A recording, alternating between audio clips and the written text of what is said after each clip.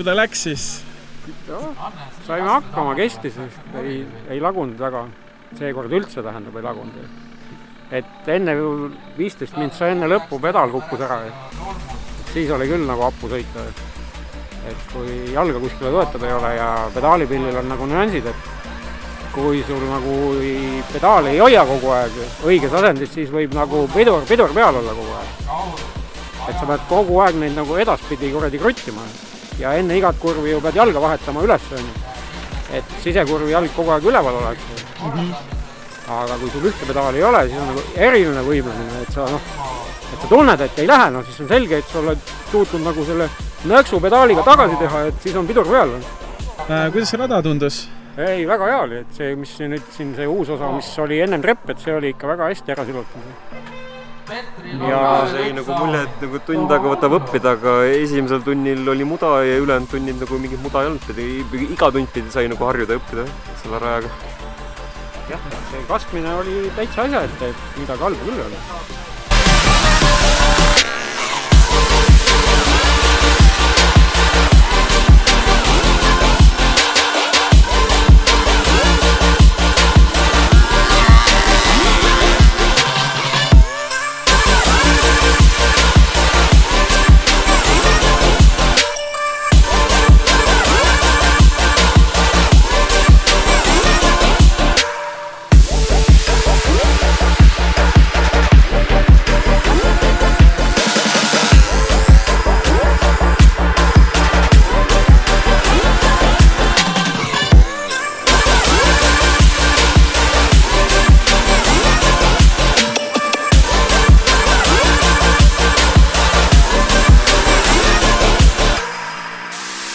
Tervist, mehed!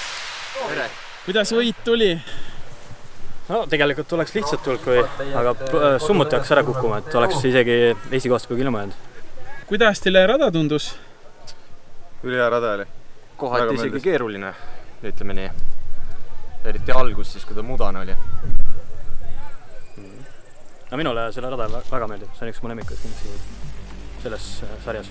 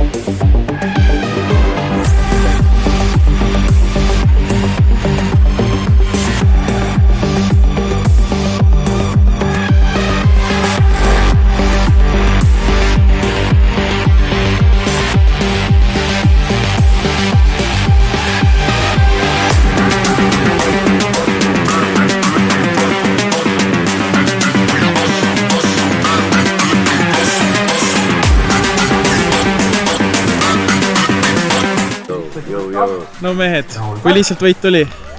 Lõdva. Rasket. Sai ära tehtud, jah. Kuidas see rada tundus? Alguses oli Libe oli alguses, vihma sadas. Lõpus oli hea. Kes tegi teil kõige kiirema ringe? Mina. Mina. Pealik. Sa oled tiimikapten ka või? Kuidas jääte rahule võistluse korraldusega? Normaalne, jah.